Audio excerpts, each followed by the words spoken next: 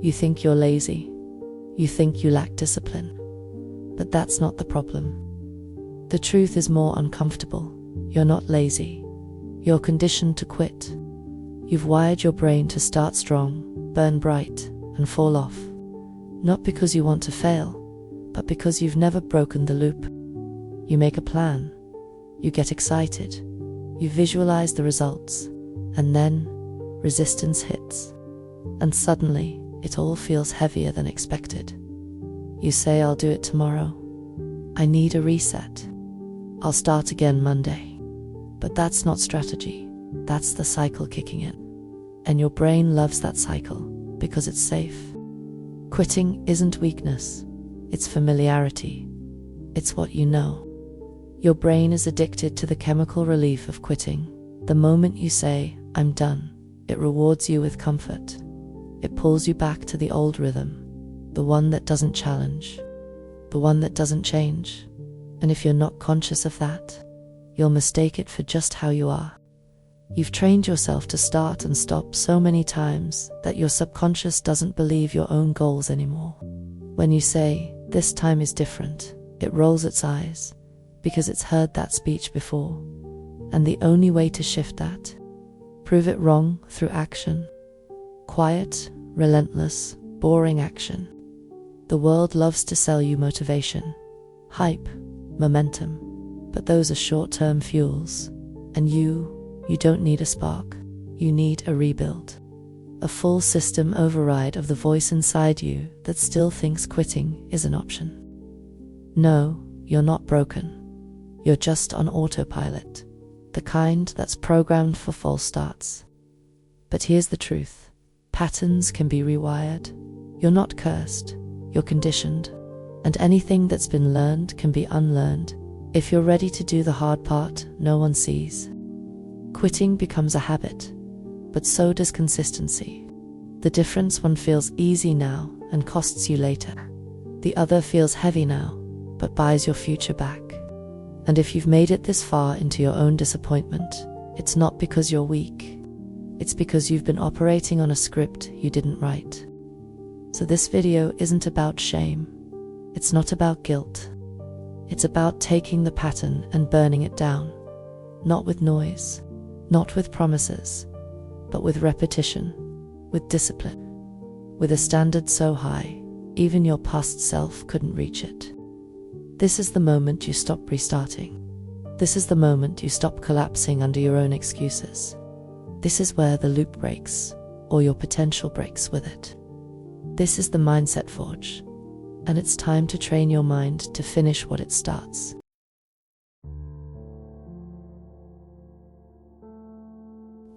If someone lied to you over and over, broke every commitment, and let you down the moment things got hard, you'd stop trusting them. That's exactly what you've done to yourself. Quietly, repeatedly. You've made so many promises you didn't keep. Your own mind no longer takes you seriously. And here's the brutal truth. It's not because you're incapable. It's because, somewhere along the line, your brain learned that your goals are optional, that what you say to yourself doesn't carry weight, that discomfort is always a valid reason to stop. And you've reinforced that idea every time you quit, just this once. When you say you're going to wake up early and don't. When you say you're going to work out and don't. When you say you'll start today and delay again, you're not just skipping a task. You're breaking identity. You're telling your subconscious that your word doesn't matter. That's the root of self-sabotage. Not laziness, not fear, but lack of internal authority. You speak, but there's no power behind it, because deep down you know you won't follow through. Not because you can't, but because you've never made your own standards non-negotiable. Most people treat promises to others as sacred, and promises to themselves as suggestions. And that's the problem. Until your word to yourself is law, you'll keep collapsing at the first sign of resistance. Discipline starts when your internal commitments feel just as serious as external ones. If someone disrespected you as often as you've disrespected your own goals, you'd cut them off. But here you are, dragging your dream through another restart cycle, acting like it's fine, acting like maybe next time will be different. It won't, not until your internal voice gets consequences for its own betrayal. You don't need to be harder on yourself, you need to be more honest with yourself. Honest about what you're actually willing to do, honest about what needs to change, and honest about the fact that your goals mean nothing if you keep treating them like emotional suggestions instead of personal contracts. The way out. Start small. One promise, one standard, one win. Keep it. No excuses. Not because it's easy, but because your mind needs proof. Not hype, not emotion. Evidence that when you say I will, it means something again. Because if you keep letting yourself off the hook, you're not failing because life's hard. You're failing because your word is cheap.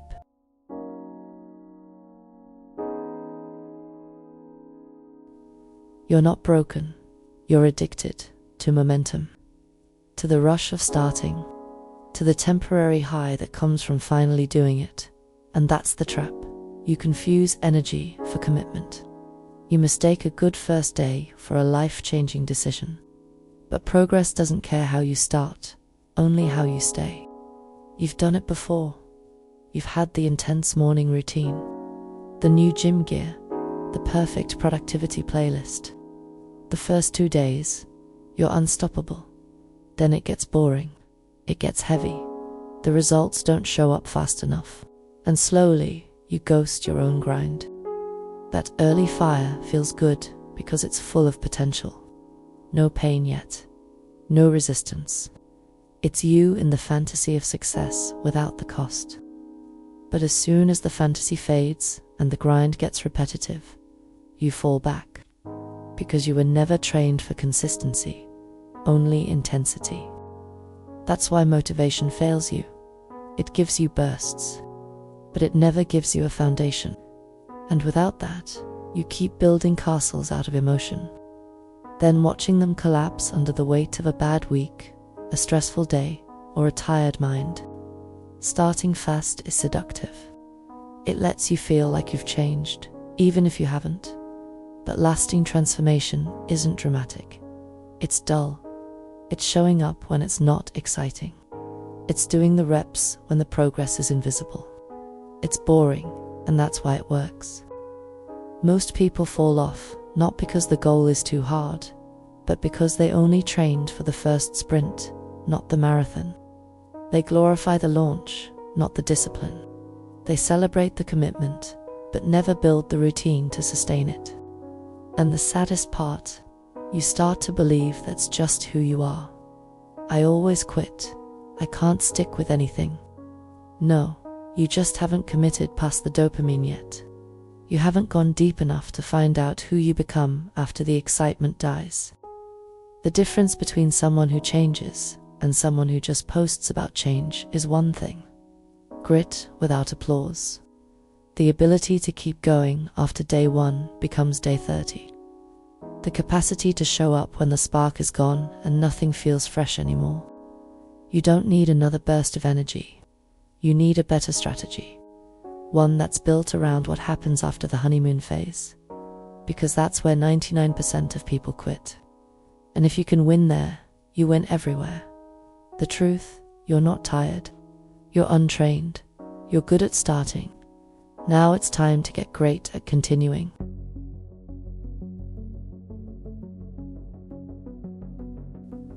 One of the biggest reasons you keep quitting has nothing to do with willpower.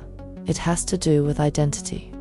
You're still subconsciously loyal to a version of yourself that's comfortable with underperforming. The old you, the version that's scared, stuck, and safe. Every time you start to grow, your mind goes into conflict. Because success isn't just about action, it's about alignment. And if you're trying to act like a winner while still seeing yourself as someone who always falls short, you will always self-sabotage. You can't keep calling yourself inconsistent and then expect consistency to show up. You can't label yourself lazy, unmotivated, or broken. and then be surprised when that version keeps taking over the moment things get hard. Your words shape your identity. Your identity shapes your behavior. That's why the old you always comes back. It's not random. It's not weakness. It's your subconscious trying to restore its idea of normal. And if quitting is part of your normal, then the moment you start rising, your mind will manufacture reasons to retreat. It'll whisper things like, "You're doing too much. This isn't sustainable. You've tried this before." And if you haven't upgraded your identity, you'll believe it. You'll fall back. Not because you can't keep going, but because going forward feels like betrayal to who you used to be. You want to stop quitting? Start with your language. Stop calling yourself someone who never finishes. Stop telling the story of your past like it's still your present. You're not that person anymore, unless you keep dragging them into every decision you make. Growth feels unnatural at first because you're becoming someone you haven't met yet, and your old self will fight for survival. Not out of malice, but because it's familiar. And the familiar, even if it's painful, always feels safer than the unknown. But here's the truth. The version of you that keeps quitting, that's not the real you. That's the trained you, the conditioned you, the one shaped by excuses, not decisions. And every time you act in alignment with who you want to become, that old self loses power. Don't just build new habits. Build a new standard. One where quitting doesn't match who you are anymore. One where you're no longer loyal to your limitations, because your loyalty now belongs to your potential. You can't take the old you into your next level. It's not invited. Let it go, or stay behind with it.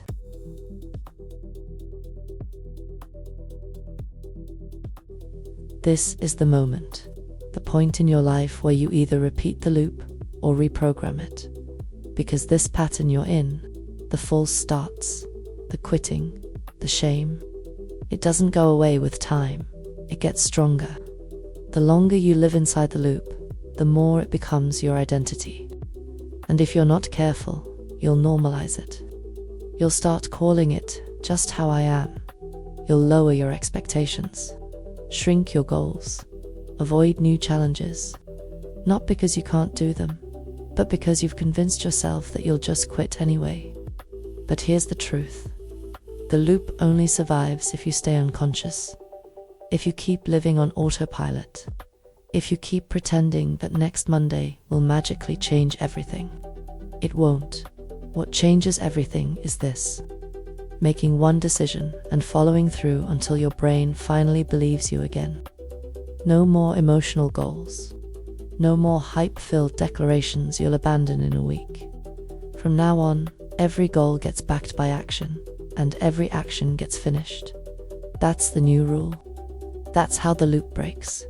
Not with fire, but with follow-through. You want to change your life? Start by doing the thing you said you'd do, no matter how you feel. Because when you act despite emotion, you build identity. And once you build identity, quitting stops making sense. Because it no longer fits who you are. This isn't about being perfect. It's about being unavailable to excuses. It's about treating your word to yourself like a contract, not a suggestion. It's about deciding that "I don't quit" isn't just a phrase, it's your baseline. No one's going to fix this for you. No one's coming to drag you out of the loop. That's your job. And it doesn't start next week. It doesn't start when life calms down. It starts the second you stop lying to yourself about what you're capable of. You don't need more time. You need more follow-through. You don't need a new system. You need to stop breaking the one you already created. And you don't need anyone's approval. You need your own. Because this loop ends one of two ways. You either break it, or it breaks you. Welcome to the Mindset Forge, where the old you dies, and the finisher is born.